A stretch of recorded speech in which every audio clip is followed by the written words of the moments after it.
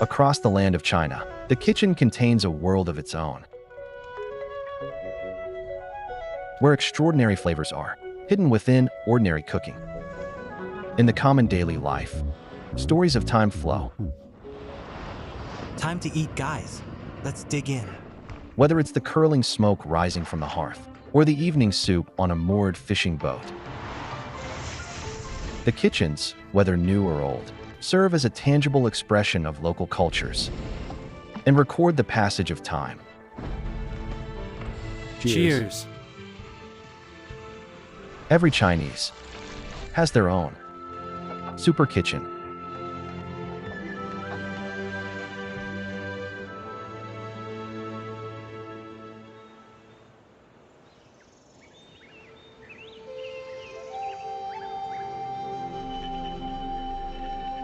In the southwestern borderlands of China, mist drifts among the Jingmai Mountain. Zhang Zhar, who went far for work, returns to his village deep in the mountains.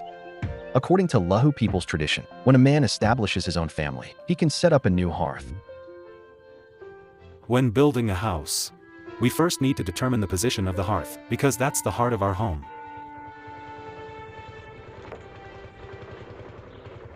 The hearths in Lahu households are usually on the eastern side of the house. It's a square pit about 1 meter wide and a palm deep, with banana leaves spread across the bottom. Banana leaves are juicy, therefore fire resistant. Leaves can bless the family with more children. The pit is compacted with red clay, sprinkled with water to secure fine sand, and left to dry for 3 days before the new home's kitchen can be used. The main dish for the housewarming feast is still prepared at the hearth in the old house.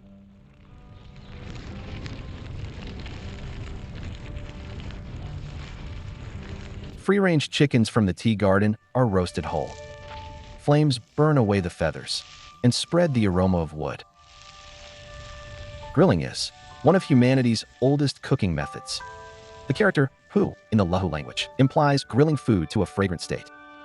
In the simple hearth, Lahu folks make optimal use of varying heat levels.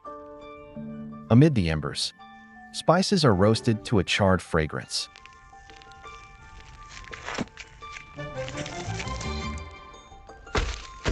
Through pounding and mixing, flavors are enhanced. The chicken is mixed evenly with spices and stir-fried. With a few ladles of boiling water and a bit more heat, a pot of chicken soup so aromatic and spicy is ready. It's exuding a rich, smoky scent.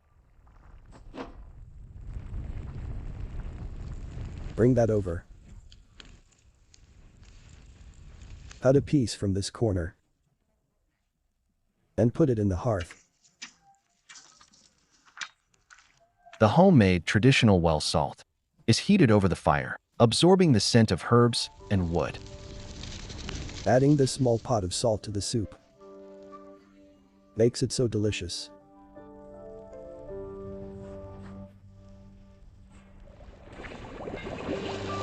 Lahu chicken went through roasting, toasting, smoking, and stewing.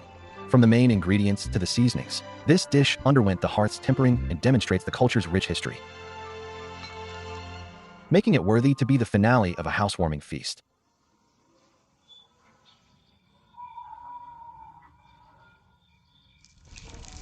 Take this new fire source and ignite this new hearth. A few wisps of cooking smoke rise. Jar watches over this hearth and guards the warmth of his home. Smile. This corner, which tells the story of the family's flavors, has become his place of belonging.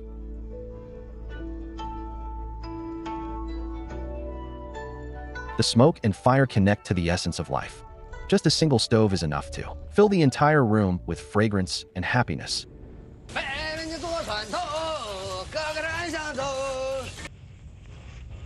It's too hot to bear. In this one-person kitchen, Zhu Wenzhou is cooking. His motions are as vigorous as his singing. When cooking, one must stand firmly. It's quite likely to suddenly fall onto the pot.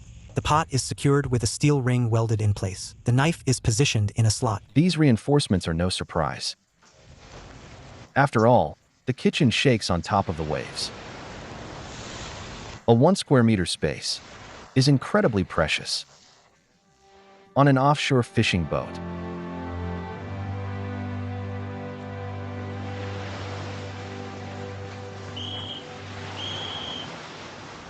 Get up.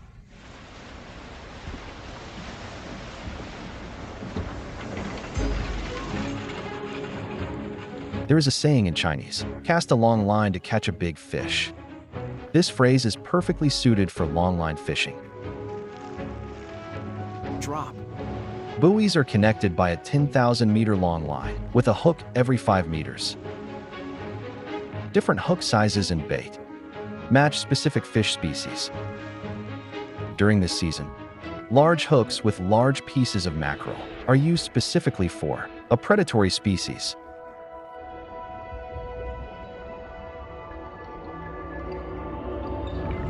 The conger eel. They lurk in the seabed's mud and sand. Their sizes are robust and are sensitive to changes in water temperature. The buoy is coming. Cool, cool. The maritime climate is unpredictable.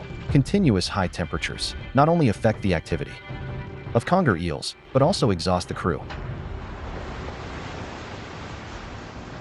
The catch isn't good. Can't lure them in. Whenever the catch isn't good, everyone falls silent. Our captain didn't even eat. With 30 years of seafaring experience, Wenzhou knows well that being away from land for extended periods results in the fatigue and anxiety caused by seafaring syndrome. Too many crabs are down there. Our bait all got eaten by them. We feel so anxious.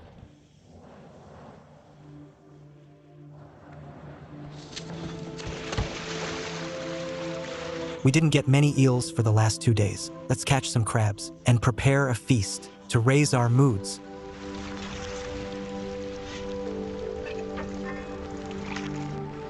The chef turns the unexpected into a pleasant surprise, and everyone here calls him the boss. The boss cooks and takes care of everyone. As the boss, one should feel joyful seeing everyone here.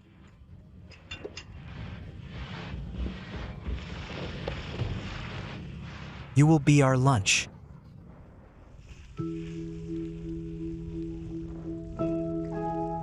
Ingredients may be scarce at sea, but with the boss around, even without a large catch, the menu in the tiny kitchen can be refreshed daily.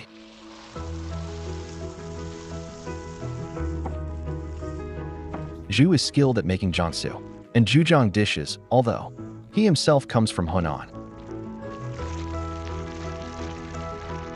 The fish is dusted with flour and batter, then splashed with rice vinegar and pepper. The fresh scallions grown in the ship's kitchen give this fishball soup a homey touch. When the stomachs are filled up, the hearts also get warmed.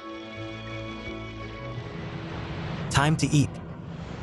Eat well so we have the energy to work. It's pouring rain. Big fish are coming. Drop the bait. On it.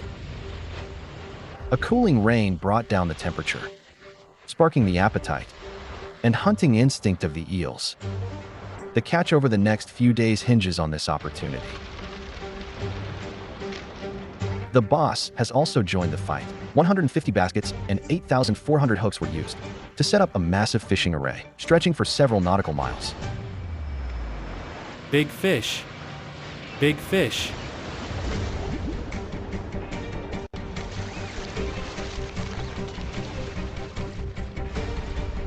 The first eel is on the hook. It's struggling fiercely,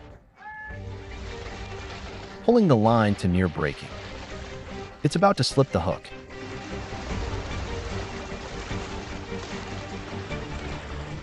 Get it. Let me do it.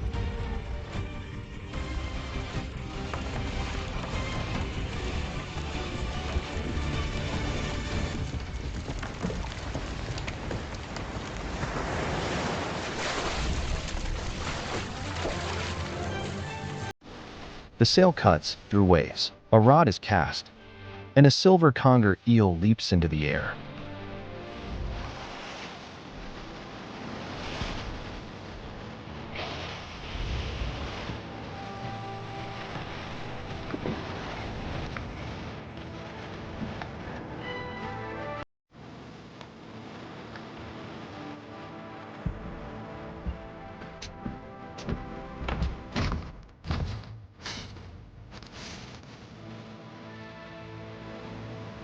Over time, Jiangsu and Zhejiang fishers have crafted seasonal wisdom,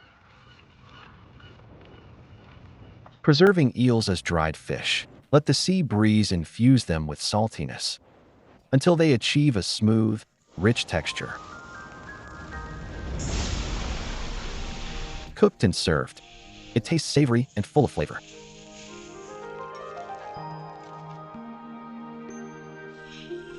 Even the leftover eel scraps, paired with pickled mustard greens, can create a unique Taizhou delicacy.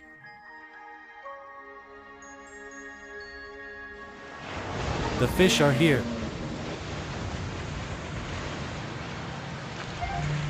Catch them. Steady.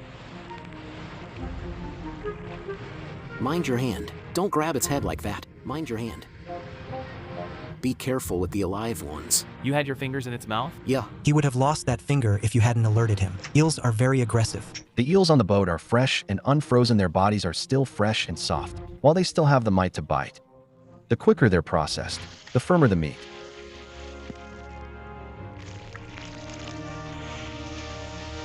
I'm not exaggerating. Those in stores taste nothing like a freshly caught eel. This kitchen may be small, but its proximity to the sea results in incredibly delicious dishes.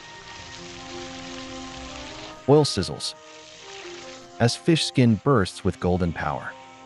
Knife marks form ridges, with each groove filled with the flow of tasty sauce.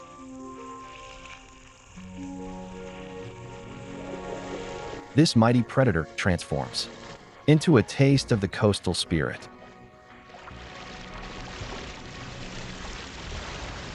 Cheers! The head should face him. I can't hold my laugh anymore. Let him speak first. I grew up in Guizhou. I'm from Sichuan. It's my first time on board. On land we can't find seafood as fresh as these.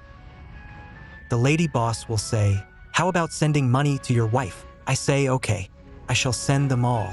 These men will spend several more months on board. Even though they are far from home, a small kitchen creates the warmth of home.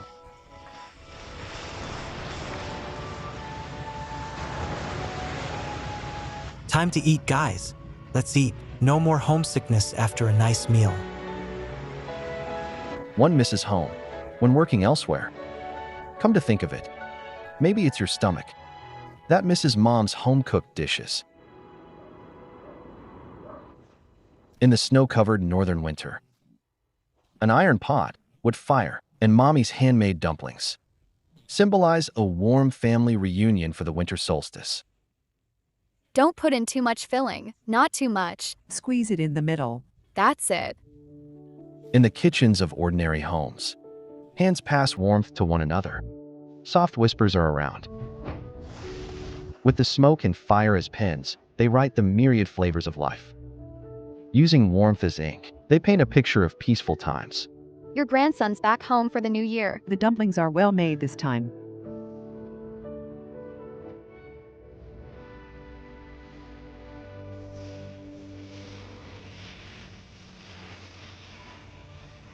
Amid the misty rain in Jiangnan, the ancient hearth stands quietly. A bountiful harvest drawing depicts prosperity. In this small space, the charm of daily life is ever present. In Jiangnan folks' view, there are 8 treasures in the water. This divine image is likely the embodiment of poetic charm.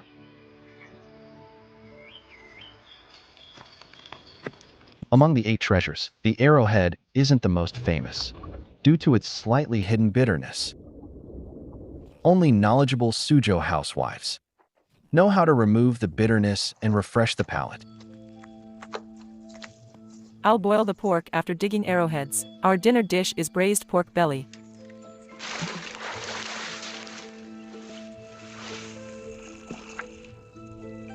Make the fire a bit stronger. A bit stronger? Yup. A simple coin is perfect for peeling the thin skin of an arrowhead. It comes off without effort. Animal fat is a well-known secret for removing bitterness. Therefore, braised pork with arrowhead during the season is richer than usual, extra fatty.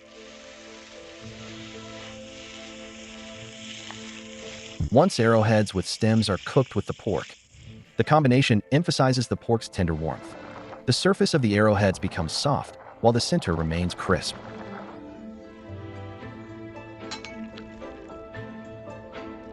Here comes the dish.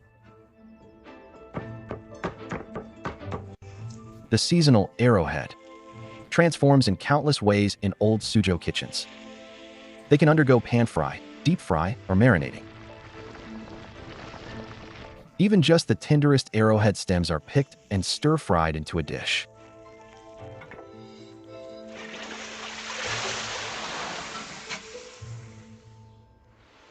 Jiangnan folks living by the water would never imagine that in remote mountains, arrowheads take on a totally different form. Hurry up and pick. With great force, the rake turns over the soil. The wild plant roots that Bao Lingbin is digging up resemble the arrowhead in Jiangnan, but less than 1/7 of its size. The locals call them small arrowheads.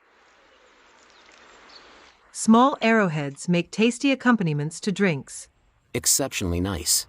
We two have a drink together? Sure. Let's have a drink.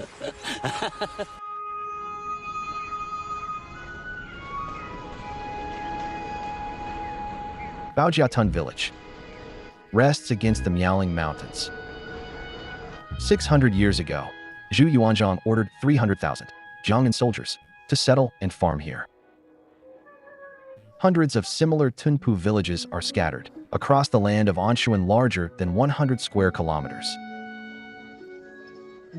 Look, my grandson is asleep. He's sleeping.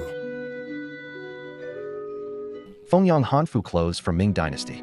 Jiangnan traditional houses built with stones. No kitchen range painting here, but this kitchen has all the needed functions. The ancestors carried their kitchens southward, the seeds in their bags, and their culinary customs. Both found a new home here.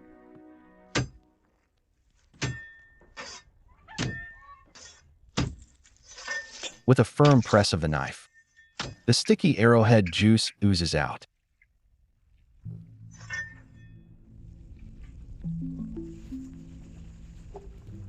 Heat the clear oil until fine bubbles appear, quickly removing the moisture from the small arrowheads.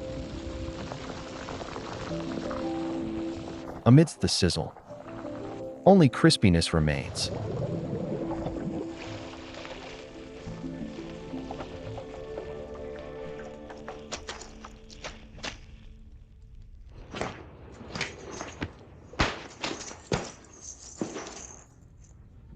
Told you to watch our grandkids, yet you went for boxing. Don't complain. I was showing the boxing to kids. Small arrowheads. I want a bite. No hurry. Grandpa Bao has 7 grandchildren. The deep-fried small arrowheads are easy to store, lasting all winter, as the children grow 1 year older. While the tales of ancestors have faded into legend, the flavors from grandparents' kitchen remain the true taste of home for everyone. Hi.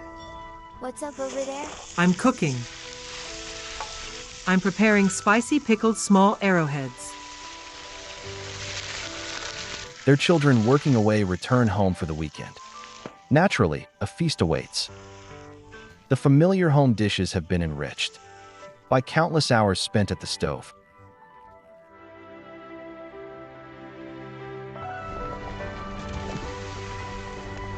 The renowned Suzhou pastries depict delicacy, evoking the comforting flavors that their immigrant ancestors missed most during festive seasons.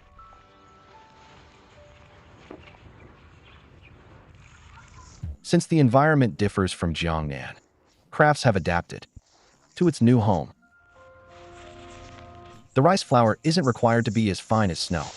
During processing, the snow-white, glutinous rice balls vary in size.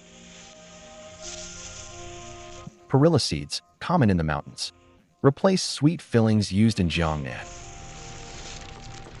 After toasting and grinding, the seeds shed their skins. Add brown sugar. Everything is mixed well.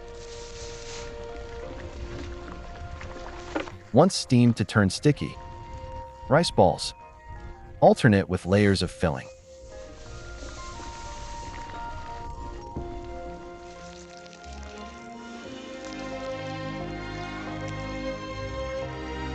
Time for a meal.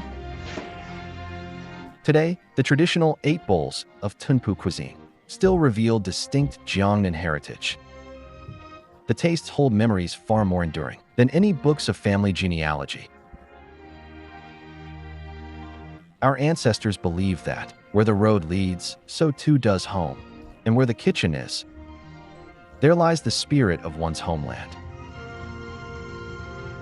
Settling here for over 30 years, these early pioneers witnessed the founding of Wenzhou as an official province.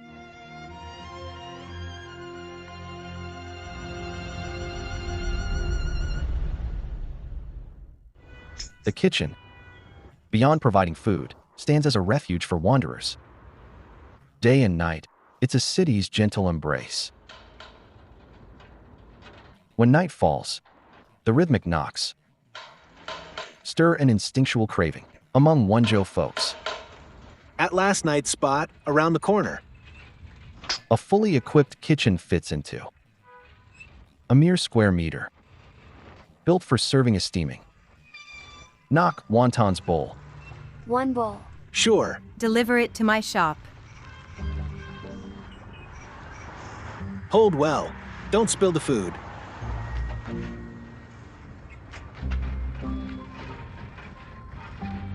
This mini kitchen was crafted by Xia himself. The stove moves with his tricycle. 20 thermos flasks act as a sink. 5 drawers act as a cabinet. The wontons are plump, with a rosy hue.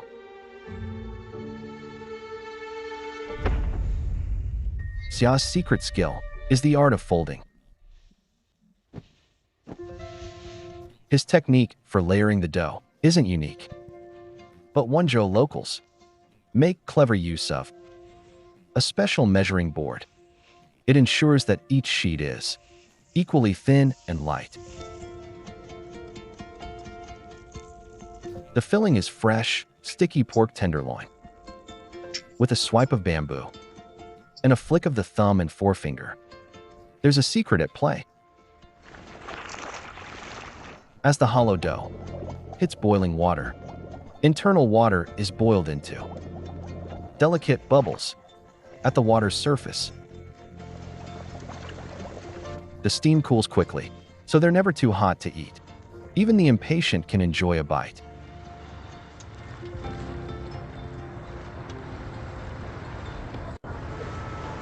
Am I up for the next bowl? Yes. Is my order coming? Yep. How about us? Yours not yet. Mom, ours still isn't ready. For the regulars, Xia's wontons are worth the wait. Wontons take center stage in this warm dish, but the side characters are as impressive. A pinch of dried shrimp and a few seaweed pieces elevate the flavor immensely. A scoop of fresh meat filling is drizzled with yellow wine on its way to the pot. It's quickly dispersed and blanched, boiled to just cooked, then swiftly put in a bowl, marking the final flourish in this culinary delight. It's ready. Kid. To the door of that shop.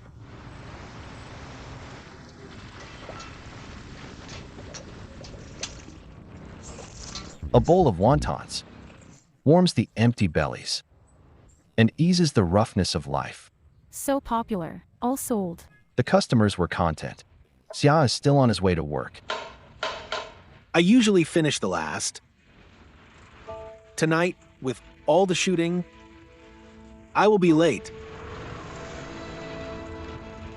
The small kitchen cart has been on the move for 35 years, out 360 days a year. Naturally, it has a dedicated route and a loyal fan base. I've been eating here for decades. Wherever he sets up, I'll come. Grandpa, it's been a while. I haven't seen you. Where have you been? Some kids returned after college. I don't even recognize them. Yet they still call me Grandpa.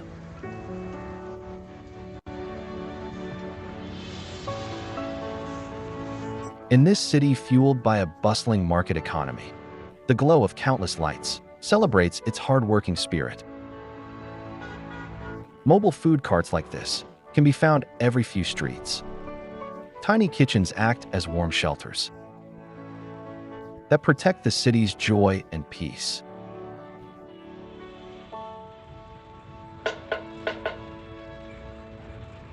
At 3 a.m., Xiao packs up. Over 1,000 kilometers away in Shunda, Foshan, Auntie Xiao's kitchen got busy. Careful, careful. So early today, everyone looks joyful.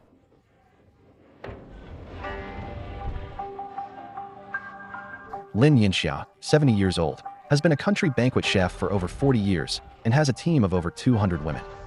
Today there are over 1,000 banquet tables. Liada Street, Haizhu District, over 10 locations. Portable kitchens loaded onto 7 trucks. All right, hurry up. Be ready before 7 a.m. Let's go. Move.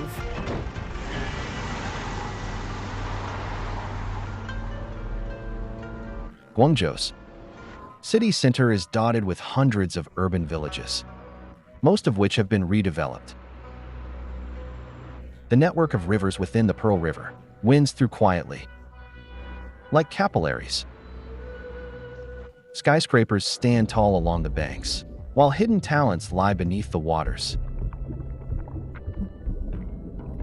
On the 8th day of the 4th lunar month, men will perform an ancient dragon awakening ritual to bring the dormant dragon boats to life. 1, 2. Straighten the dragon boat. Dragon boat races and dragon boat feasts have been popular in Lingnan for over 300 years. Even in the urban sprawl, traditions stay vibrant. Every year during the Dragon Boat Festival, it's non-stop work, always busy.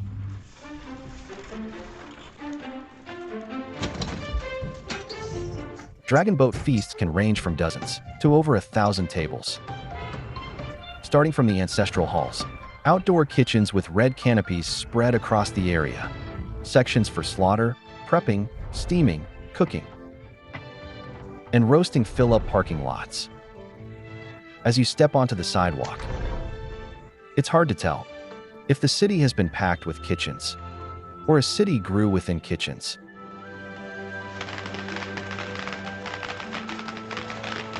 All right, clear this road and get moving.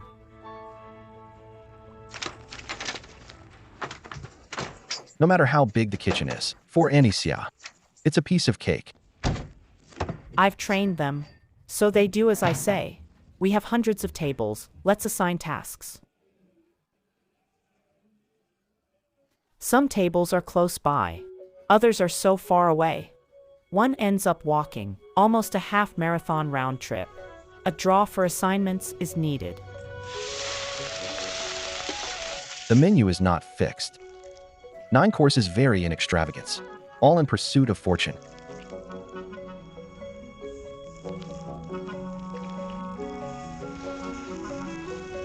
Roast pork, the centerpiece of Cantonese feasts, symbolizes great fortune. It serves as the perfect award for the winning team. Roasted at 300 degrees Celsius, it wears a golden hue. Once the skin is crisp and the meat tender, the most beloved dish is ready.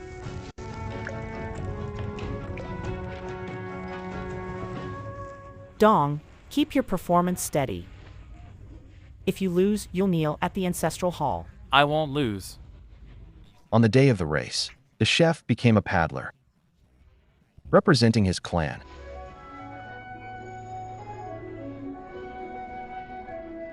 The New Year's Eve dinner unites families.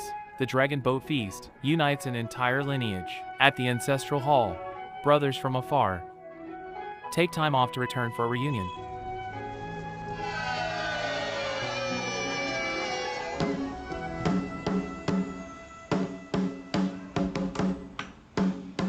...2024 Dragon Boat Race. Attention, all teams.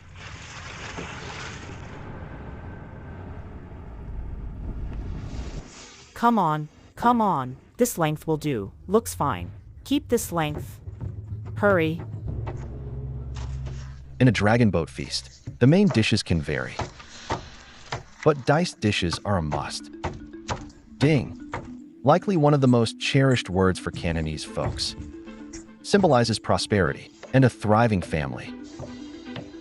A variety of meat and vegetables are diced. The freshly harvested long beans, crisp and firm, are a seasonal favorite. Auntie Xia must cook the beans herself.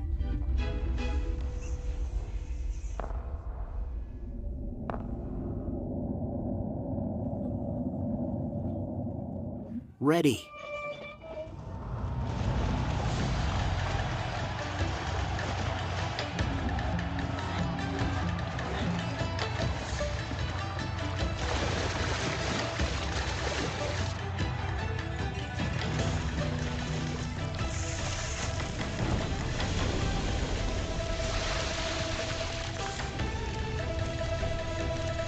In a massive wok over a meter wide, 20 servings of diced ingredients are cooked. The traditional dragon boat dices symbolize fortune and pair perfectly with rice. The savory tang of pickled radish and the fatty flavor of braised pork are moderated by the intense wok heat. As the vibrant dices fly and release their myriad aromas,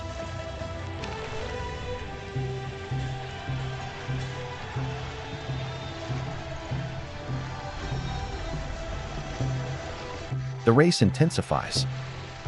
The marathon for female chefs also begins, brimming with intense wok flavor. The crisp and tender dragon boat dice dish reaches the table along with the race's victory. Wonderful race. Fine Yang Jin. 1, 2, 3. Nice. All the best. Good fortune ahead.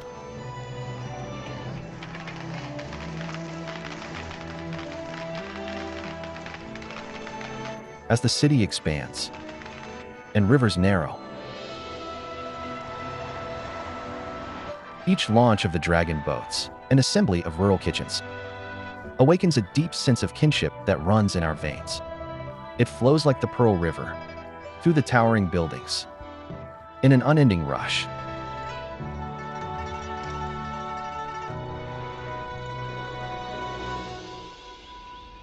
The Chinese kitchen transcends time, connecting past and present, and shaping the future of dining.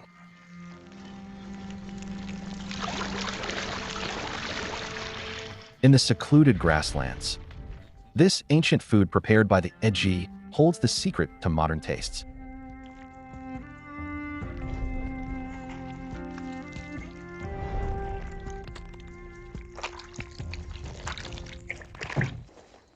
West Ujimkin Banner is the land of white horses. Mongolian horses typically produce milk in summer.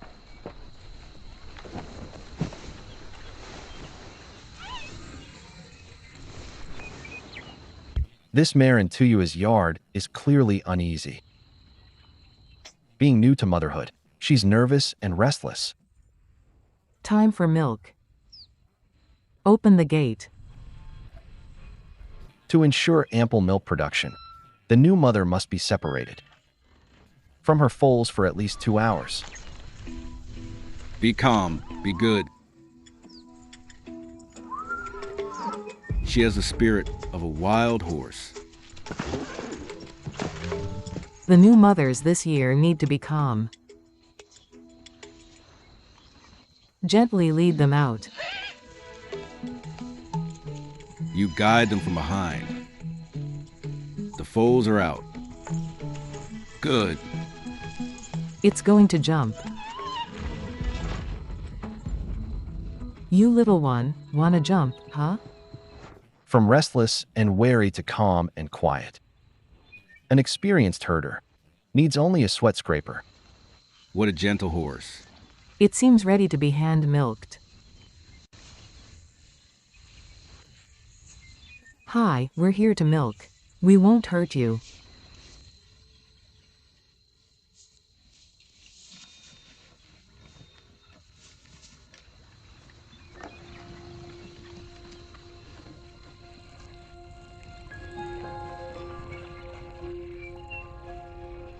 Precious ingredients must be exchanged with sincerity. However, the milk from new mothers is quite limited, and the foals need to be fed first.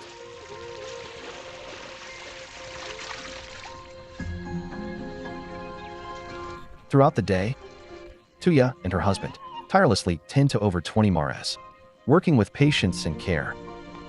White horse's milk tastes better, or black horse's? White horse's milk. Correct. You got it.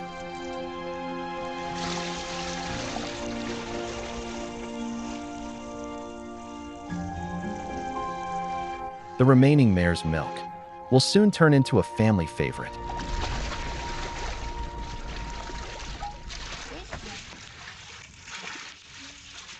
The more churning, the better it tastes.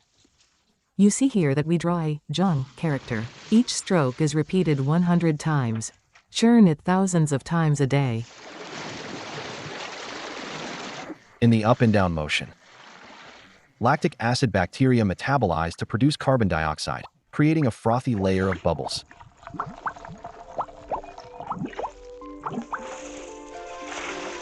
Hurry, bring some water. Coming.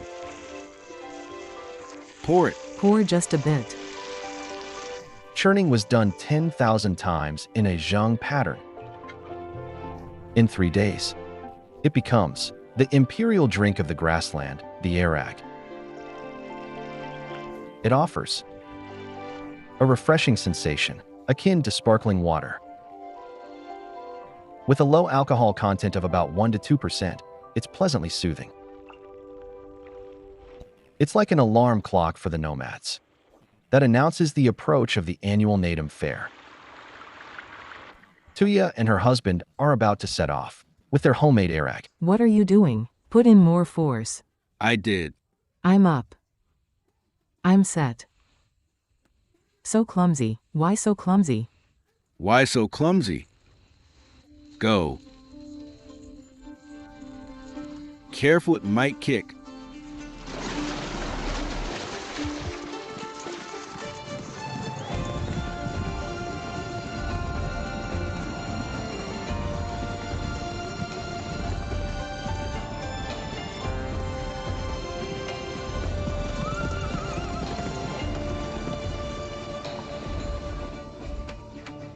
Across the grassland, Natum Fair is the most entertaining event and the largest nomadic market.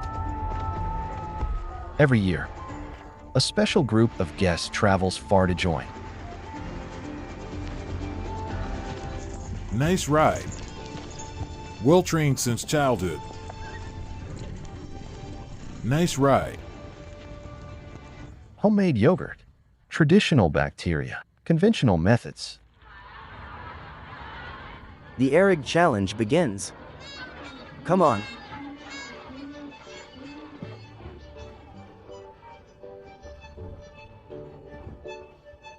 Some celebrate the harvest, while for others it's time for work. Have a try. Zhang Herping is a food scientist. He has been collecting probiotics for 30 years. Very sour? Not too sour. Perfect. Thank you. Awesome taste.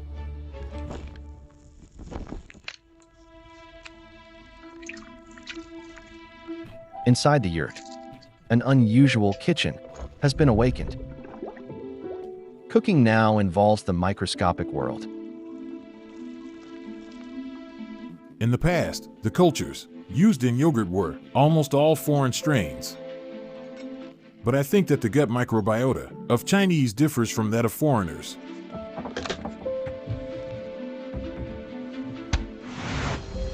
Over 6,200 samples from the grassland were sent to this lab.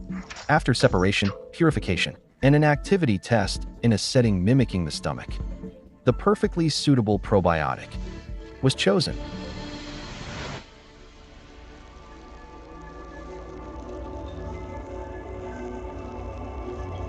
Under the microscope, colonies emerge, like glowing planets.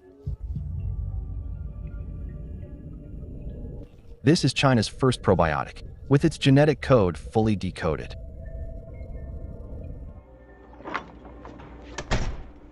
It even has its own name, Lactobacillus casei zhong, named after its discoverer. Today, most readily available yogurt brands contain this strain. Have some fresh arag. Arag has been on the nomad's table for over 2,000 years.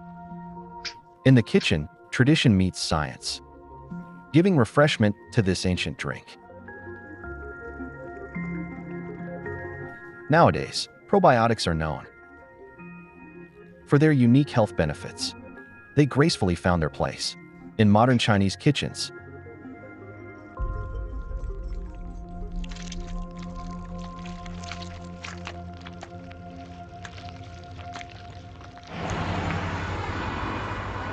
Times have entered the fast lane, seemingly overnight.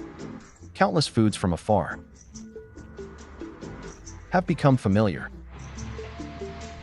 Welcome aboard the Route 2 Luosafen bus. Without this thriving era, Luosafen may never get fame outside Liuzhou. It's too humble. The bizarre broth comes with even more peculiar ingredients. The smell of fermented bamboo shoots makes newcomers recoil, yet they are treasured by the Liuzhou folks. Not stinky at all. Really. I'm willing to drive 30 kilometers for this.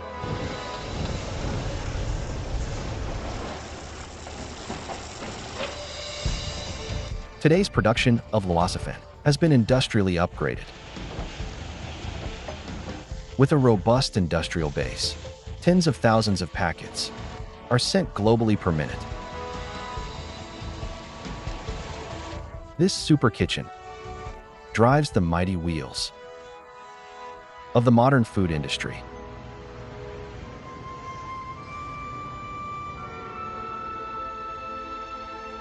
The secret to Luosafen's popular flavors is kept in a hidden paradise.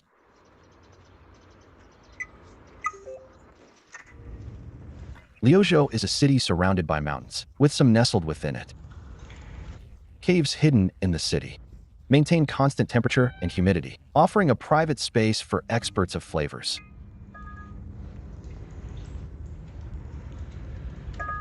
Hidden in the cave are jars of sour water, aged from 10 years to nearly 100 years. These time-honored treasures are key to transforming fresh bamboo shoots.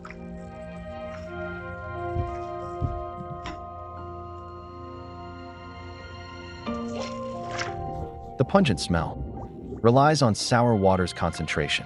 The older the water, the stronger its smell. In the cold and damp air, lactic acid bacteria awoke.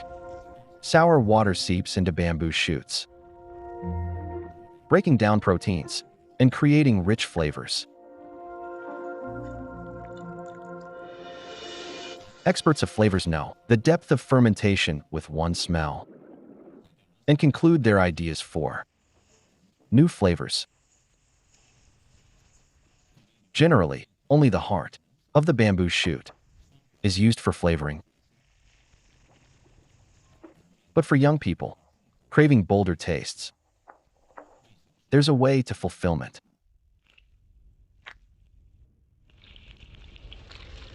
Bamboo husks are soaked in sour water and deliver an intense kick.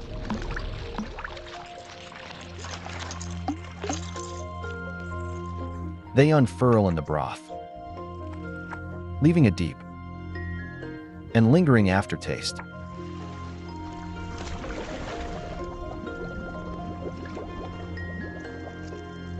Balancing sour, pungent, fresh, and mellow smells, its taste captures the essence of wilderness and urban life.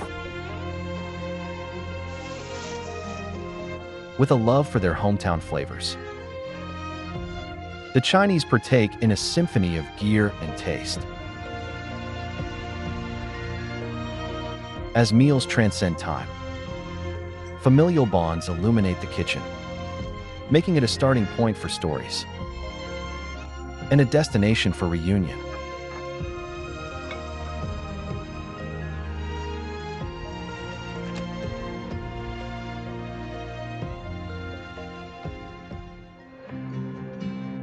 Oh no, the tofu is about to overflow. Come, I'll give a quick rundown on equipment in a rural kitchen. This big pot is used for cooking and also for heating the Kong bed stove.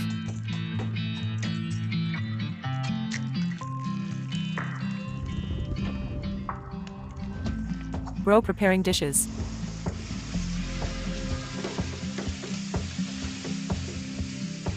It's New Year's Eve. Time to chop the filling for dumplings. Today is a special day. Birthday noodles for my dad. Dad cooked for me the moment I arrived. He's already 85 yet still spoils me. My kid is in hospital. He wants to come home for his mom's cooking. Auntie, we cooked some. Thank you. We wish your family a quick recovery. How's the taste? Tastes like love? I'm learning to cook at 24. I welcome advices for improvements. Is this how you slice potatoes? Gosh, this? Here, Dad will teach you. Relax, I won't comment on the tastes. I will always say nice. Heart-shaped. Caught you sneaking a bite.